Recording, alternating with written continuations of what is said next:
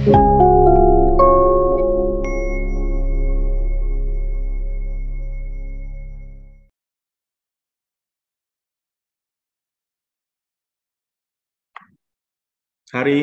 kita melanjutkan perkuliahan kita di Sosiologi Lingkungan. Kita memasuki pertemuan yang keempat ya. Di minggu lalu, 2 minggu sebelumnya, kita semua sudah mempelajari apa yang disebut dengan background atau latar belakang mengapa penting ada sosiologi. Latar belakang yang menjelaskan urgensi dari sosiologi lingkungan, yaitu latar belakang yang berupa fakta-fakta dan realitas-realitas mengenai kerusakan-kerusakan lingkungan atau degradasi lingkungan, ya, yang bermuara semuanya kepada ironi manusia modern. Di situ yaitu ironi bahwa manusia modern menghasilkan kemajuan, tetapi pada saat yang sama menghasilkan persoalan-persoalan lingkungan yang diciptakan oleh kemajuan itu. Dan itu semua bermuara kepada apa yang disebut dengan sebuah ideologi, tanda petik, sebuah paham yang menjadi pegangan manusia modern, yaitu antroposentrisme.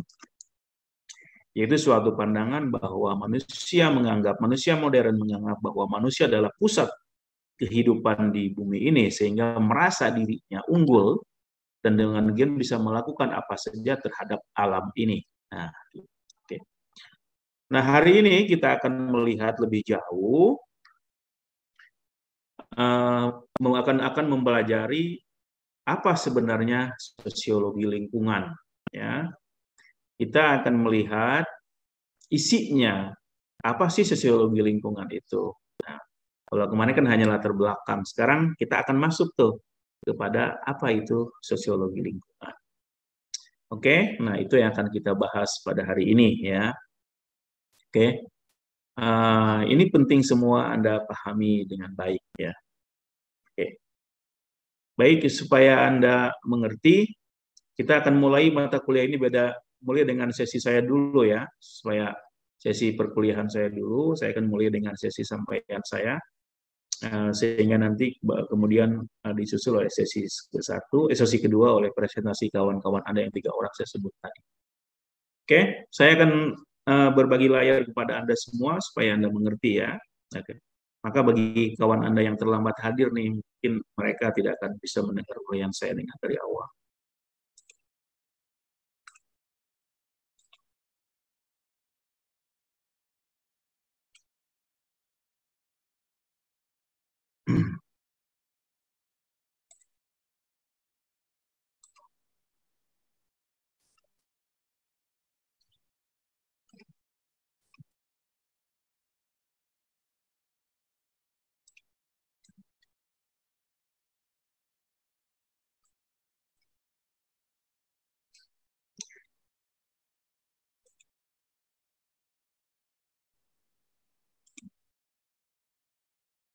Topik yang akan saya sampaikan kepada Anda pada pertemuan keempat ini adalah sekilas tentang sosiologi lingkungan, yaitu mengenai 3 hal. Yang pertama, kemunculan sosiologi lingkungan, yang kedua, objek kajiannya, dan yang ketiga adalah masa depannya.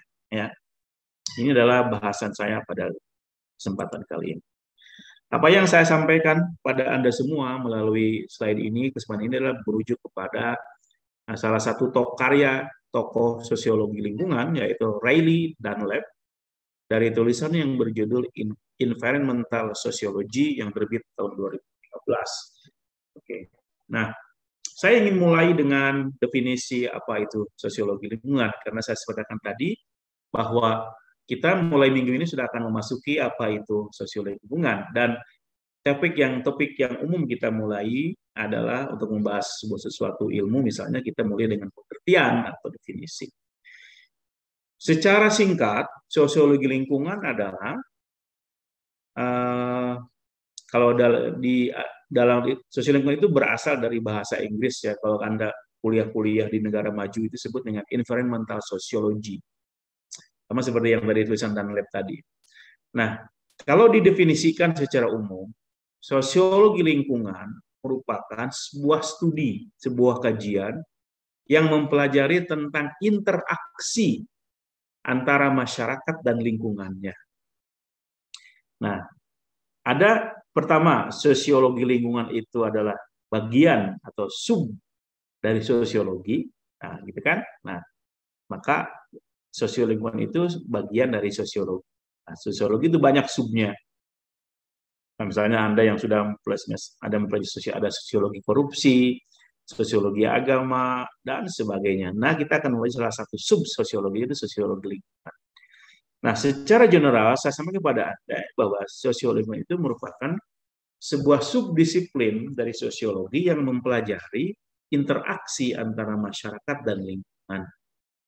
Oke? Nah, ada kata kunci di sini, interaksi. Kalau namanya interaksi, berarti ada dua hal yang bersaling-saling pengaruh. Ada dua hal yang memberikan pengaruh. Ada dua hal yang berhubungan, ya, misalnya. Maka ada interaksi. Dan nggak mungkin kalau ada interaksi tanpa ada dua hal. Atau lebih.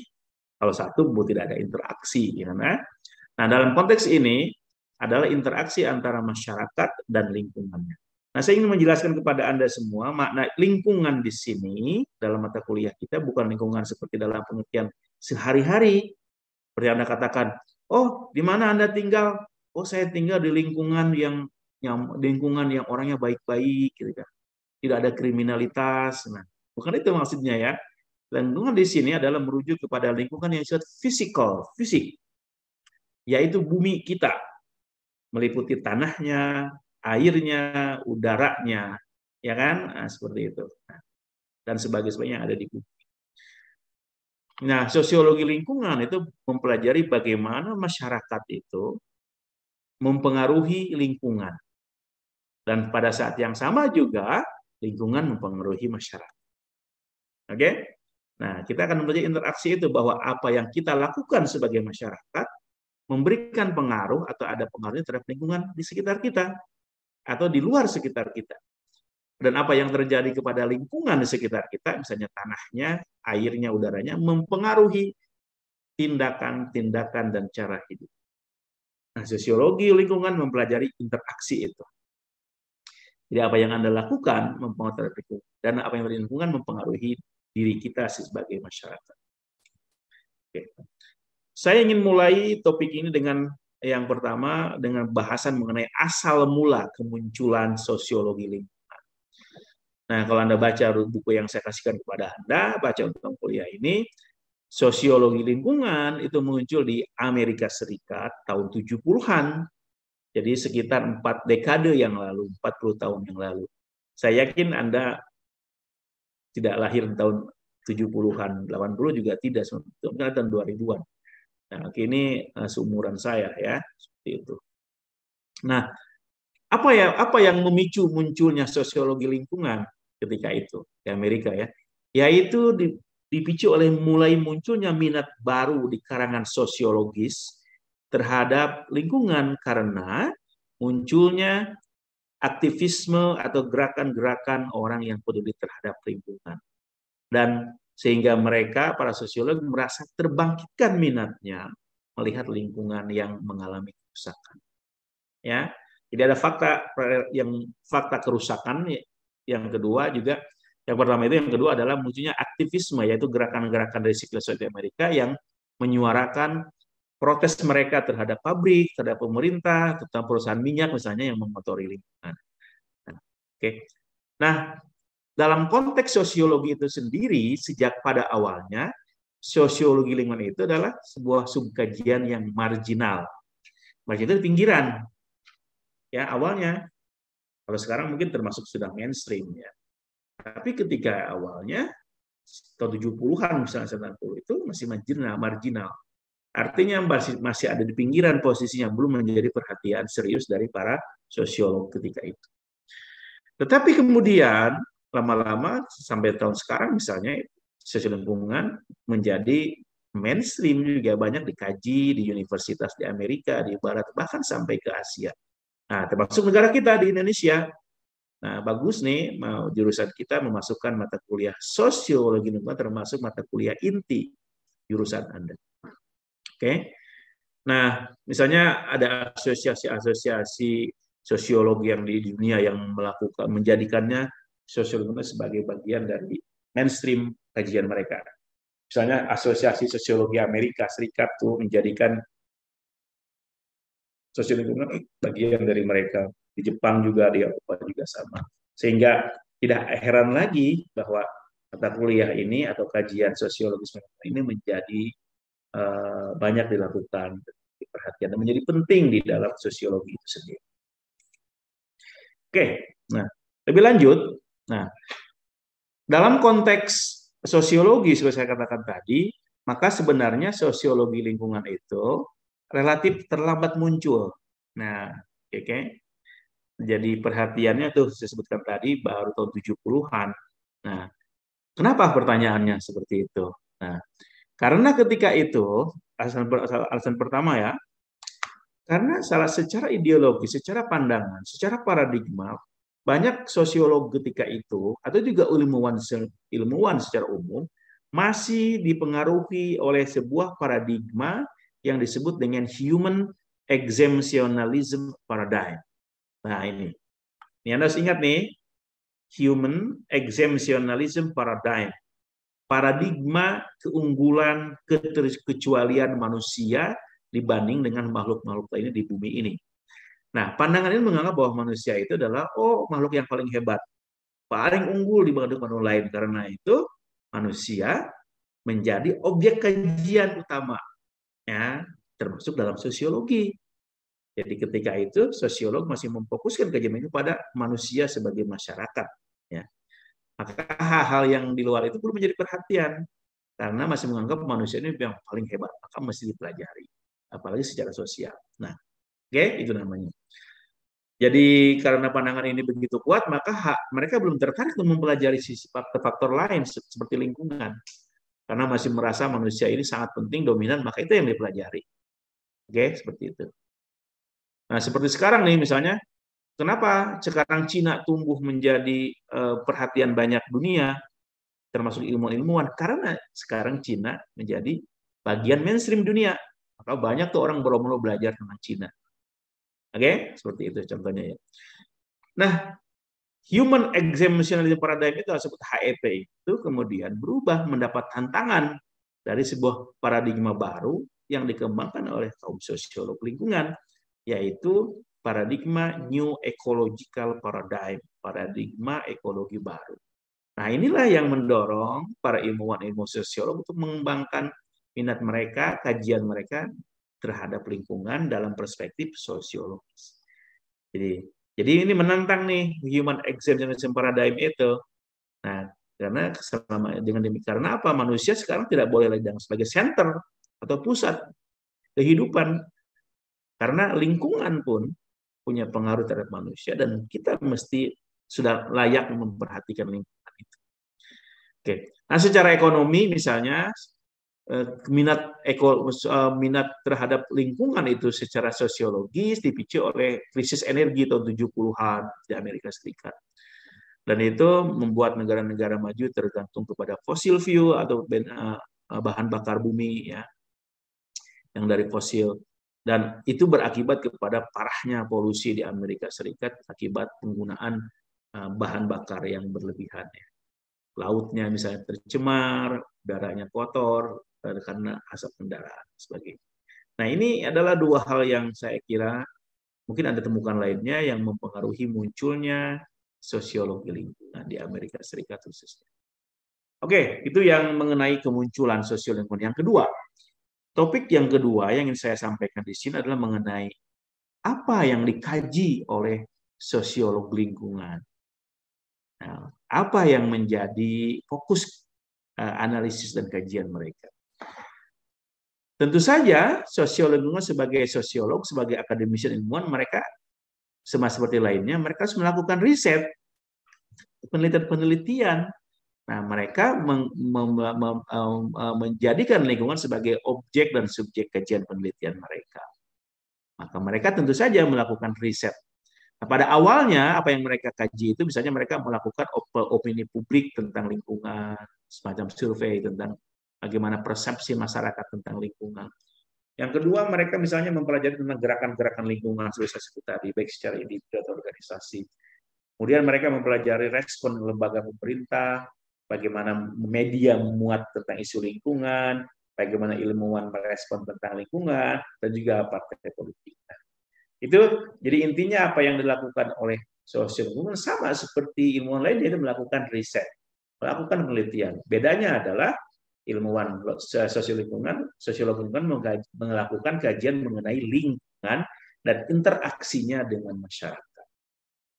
Nah, teori apa yang mereka gunakan ketika melakukan riset itu? Nah, tentu saja karena mereka adalah sosiolog, maka mereka menggunakan konsep-konsep dan teori-teori sosiologis untuk menjelaskan tentang isu-isu lingkungan. Misalnya, ya banyak tuh. Kalau Anda sekarang sudah mulai banyak belajar tentang teori-teori sosiolog, itu hampir semua bisa Anda pakai itu dalam menjelaskan isu-isu lingkungan.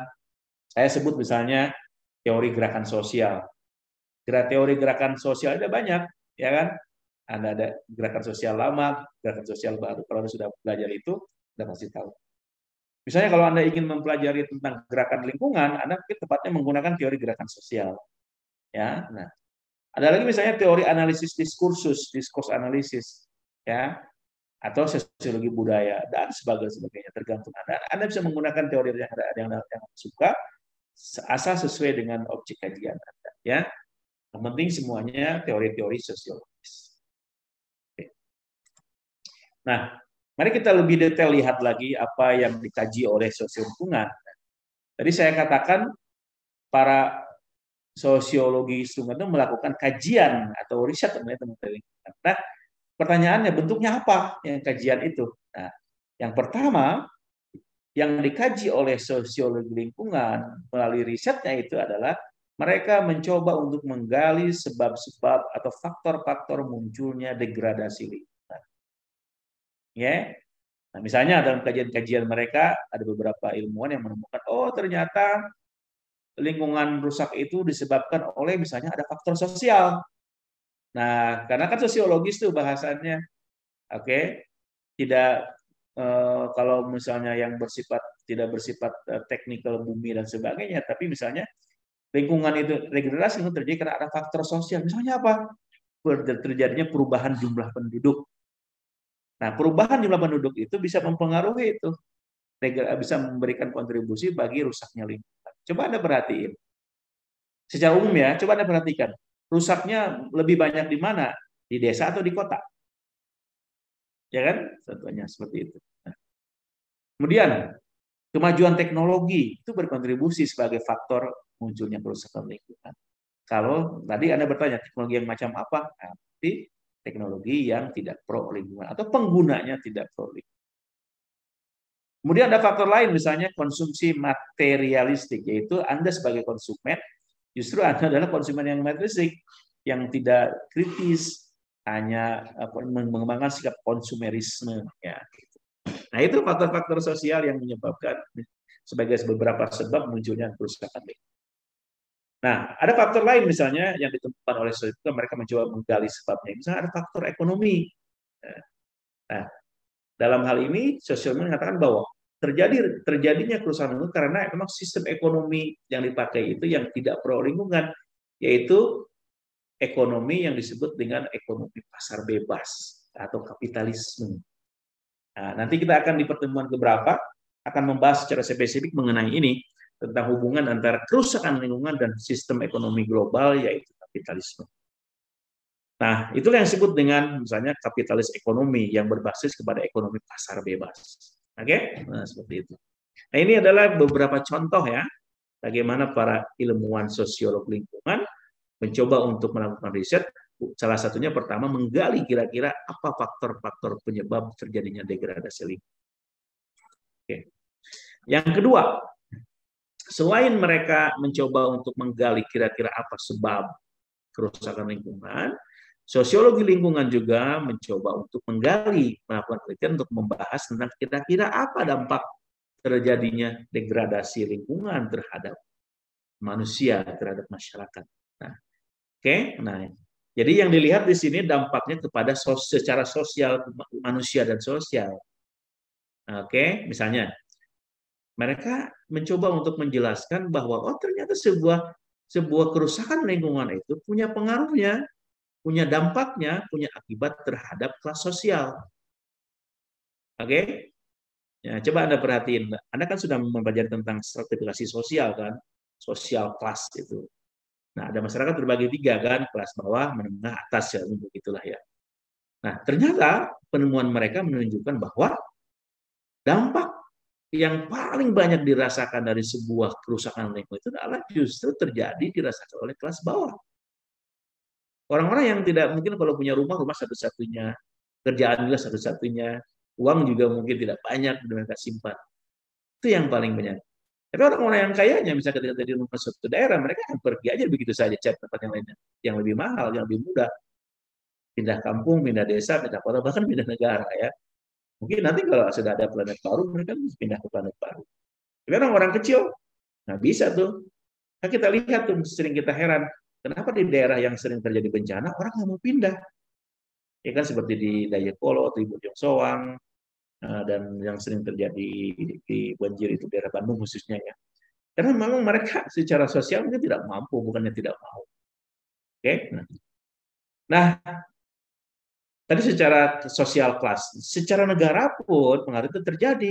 Maka kalau dalam konteks negara kaya miskin, maka yang paling dahsyat mengalami dampak dari perubahan akibat adanya sosiologi kerusakan lingkungan dan negara-negara berkembang atau miskin. Orang-orang kayanya, negara kayanya, mereka mungkin membuat kerusakan bumi, polusi dan sebagainya. Tapi mereka dalam bentuk impor tuh, mereka buang tuh sampahnya ke negara-negara maju atau berkembang. Oke, seperti itu. Nah, mereka yang paling banyak menderita sebenarnya. Nah, tetapi orang negara kaya itu akan menekan negara-negara berkembang untuk menjaga lingkungan. Dari negaranya sendiri mereka merusak lingkungan. Oke, maka banyak terjadi dengan negara-negara berkembang dan menjadi tempat buang sampah negara-negara kaya. Di kita juga ada kan, ada yang pada negara ada impor kontainer banyak dari luar negeri berbasis sampah plastik. Aneh juga, emang di kita nggak ada sampah plastik emang, ya kan? Seperti itu. Nah, yang ketiga, sosiologi lingkungan mempelajari kira-kira solusi bagi persoalan kita itu apa. Ada nggak sih? Kalau lingkungan sudah diteliti, oh ini sebabnya, oh ini dampaknya, sekarang solusinya apa? Nah, nah ini juga menjadi objek kajian sosiologi lingkungan. Nah, tetapi masalahnya, beda yang dua di awal tadi, persoalan solusi ini tidak menjadi mainstream para semua sosiolog lingkungan. Mungkin ada sekelompok atau sebagian sosiolog yang terhadap solusi ini. Nah, ini misalnya dekat erat kaitannya dengan apa yang disebut dengan applied sociology, sosiologi terapan. Jadi analisis-analisis dari sosiolog sebelumnya itu lalu diterapkan untuk memberikan solusi-solusi praktis. Nah, solusi ini terbagi kepada dua. Ada solusi pada level mikro level fokus. Nah, misalnya solusinya diberikan untuk merubah perilaku seseorang secara individu. Misalnya, bagaimana masyarakat Anda misalnya yang suka buang, suka jarang menggunakan listrik, tidak hemat. Sekarang dirubah. Mari kita gunakan listrik dengan hemat. Contoh apa? Anda kebanyakan pasti kalau ke kamar mandi, burung ya kamar mandi nanya lampu. Nah, terus waktu keluar Anda tidak mematikan listriknya, lampunya, benar kan? Nah, mikro level solusi itu ini merubah tuh. Sekarang diedukasi bagaimana setelah keluar dari toilet, kalau nyala, matikan. Gitu. Sama juga ketika Anda tidur di rumah ya, kalau Anda bisa tidur tanpa lampu, kenapa harus pakai lampu? Kan? Biasanya orang Asia atau Indonesia, syariatnya kudu caang bayanya, sian kujuri, tiga dah. Oke. Nah, itu yang level mikro. Nah, kedua pada level solusi pada level makro, level global, yaitu mendorong adopsi teori-teori lingkungan tadi, hasil lingkungan untuk merubah masyarakat secara global atau negara. Misalnya mendorong negara mengadopsi perjanjian internasional tentang lingkungan. Nah, atau misalnya mendorong pemerintah untuk membuat undang-undang yang pro lingkungan, mendorong DPR untuk membuka mendraft undang-undang legislasi yang sangat pro terhadap budaya lokal yang pro lingkungan. Itu ya. Nah, pada level makro level seperti itu. Oke, seperti itu. Jadi solusi ini bisa pada mikro dan pada level mikro dan level makro. Nah, misalnya pada level ini ada teori dalam melakukan solusi, ada disebut dengan EMT, Environmental Movement Theory, teori gerakan lingkungan. Nah, fokus analisisnya pada sumber dan mekanisme reformasi lingkungan. Jadi misalnya teori ini menawarkan solusi perusahaan lingkungan itu misalnya bagaimana kita menciptakan inovasi-inovasi teknologi yang ramah lingkungan. Yang paling jelas misalnya sekarang lagi populer misalnya mobil listrik itu, teknologi kendaraan yang ramah lingkungan, ciptakan mobil listrik. Ini masih dalam tahap perkembangannya. Mudah-mudahan di tahun 2050 semua ini sudah menjadi kenyataan ya. Seperti itu. Nah, misalnya yang kedua, misalnya teori ini memberikan solusinya misalnya perubahan sistem ekonomi dari asalnya kapitalisme yang hanya cari untung, sekarang kembangkan green capitalism, kapitalisme hijau, yang mereka para pengusaha misalnya bukan cuma cari untung, tapi juga peduli terhadap lingkungan. Jadi dua hal yang tidak boleh ditentukan antara cari untung dengan menjaga lingkungan. Dengan sebuah teori dengan sistem ekonomi baru, green capitalism.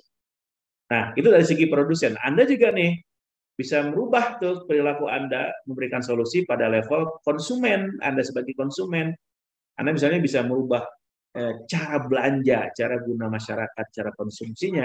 Dari dulu hanya tidak asal pilih apa saja dipakai, sepatu, baju, sebagainya. Sekarang Anda mulai bertanya, kalau Anda ingin beli sepatu, Anda bertanya, ini sepatu dibuatnya dari pabrik apa ya? Kalau Anda tahu, Anda telusuri itu informasi, oh ini ternyata dibuat oleh pabrik yang mencemari Citarum. Maka kalau Anda punya kuat, ini Anda tidak akan membeli produk seperti itu. Ya kan? Ada kesadaran untuk menciptakan green consumerism. Ya, contohnya seperti itu. Oke. Nah, ini yang terakhir isu. Nah, isu terakhir yang saya sampaikan pada kesempatan ini adalah tentang bagaimana prospek sosiologi lingkungan dalam beberapa tahun ke depan. Nah, dari segi umur, sosiologi itu masih muda. Umur 4 dekade atau 40 tahun itu masih muda dari segi ilmu itu ya. Ilmu sosial aja secara umum itu termasuk sosiologi baru umurnya 200 tahun. Seiring dengan munculnya modernisasi, renaissance, industri di Eropa dan sebagainya. Ini ilmu sosial ini baru 200 tahun jauh dibanding dengan ilmu alam, fisika, kimia, asal sebagainya itu dari ilmu yang sudah tua, yang sudah mapan. Nah, sosiologi sendiri saja itu baru 200-an tahun. Nah, apalagi sosiologi yang baru berumur 40-an tahun. Meskipun demikian masih baru, sosiologi sudah banyak menyebar di mana-mana. Jadi saya jelaskan tadi sudah menjadi kajian penting di Eropa, di Amerika, termasuk di kita di Asia. Negara kita, makanya termasuk kampus kita mempelajari sosiologi lingkungan. Itu menunjukkan pentingnya atau berkembangnya minat orang tetap tinggi terhadap sosiologi. Nah, bagaimana ke depannya? Apakah masih relevan sosiologi ini? Nah, ingin saya sampaikan kepada Anda bahwa dengan perkembangan teknologi yang sekarang ini, perkembangan manusia, nah, akan muncul semakin banyak kesadaran-kesadaran penting dalam masyarakat tentang lingkungan. Maka di sinilah letaknya sosiologi lingkungan tetap hadir untuk menemani Anda semua, masyarakat semua yang lingkungan. Maka sosiologi lingkungan akan memberikan kontribusi bagi analisis dan solusi persoalan lingkungan dengan melampaui batas-batas dunia akademia. Nah, dengan demikian, lingkungan sekarang tidak lagi hanya di kampus, Anda seperti Anda pelajari sekarang ini, dan juga nanti akan gunanya melebar ke luar ruang-ruang kuliah, yaitu ke masyarakat, ke LSM, ke negara, dan sebagainya. Nah, saya optimis bahwa sosial lingkungan akan tetap dibutuhkan dan akan berbaik kepada masyarakat. Karena memang perkembangan manusia, teknologi kita semakin maju, dan itu harus dijaga, harus dikawal oleh sebuah disiplin ilmu yang seperti sosiologi. Oke?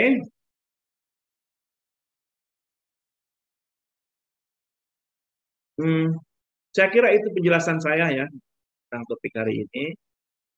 Oke, saya akan buka tanya jawab nih buat Anda nih. Silakan kalau Anda ingin bertanya atau berkomentar mengenai uraian saya tadi.